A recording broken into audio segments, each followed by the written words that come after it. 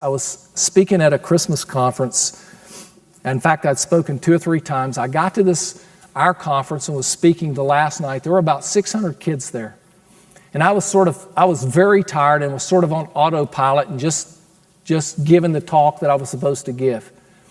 And when I got to the end, I gave these kids an opportunity to respond. And out of the 600 kids that were out there, kids just responded like crazy.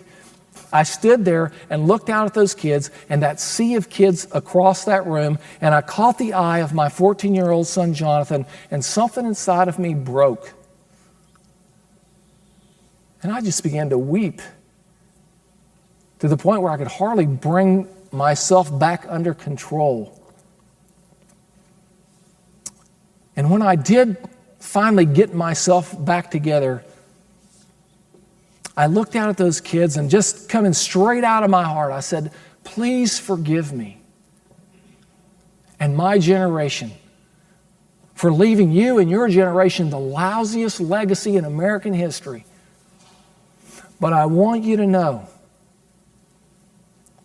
that I, for one, want to give every ounce of energy that I have for the rest of my life to seeing that you and your generation have the opportunity to know and follow Jesus Christ. I see Christ in you. And I said to them, I believe that you and your generation are going to be the generation that takes the message of Jesus around the world. And in fact, you will be the generation that finishes the task of fulfilling the Great Commission. I stopped, and you could hear a pin drop for several seconds. And all of a sudden, one person started clapping, and they just broke out into this spontaneous applause that seemed like it lasted for 5 minutes. Basically, our kids are saying to us, I want to make a difference. I want my life to really count. I want to be blessed so that I can be a blessing to others, and I want to change the world. And we as parents have this incredible opportunity to help expand their world, to open up their world so that they actually can, by our blessing, they can then in turn be a blessing to others.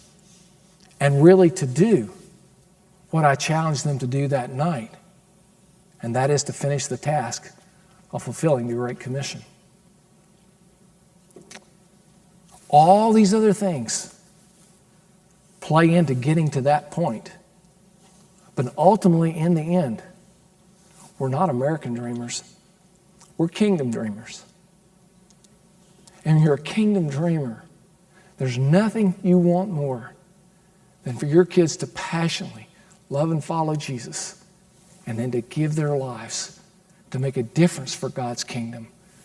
Anywhere and everywhere, God trains them up and sends them to go around the world. And my prayer for you is that your home will be a place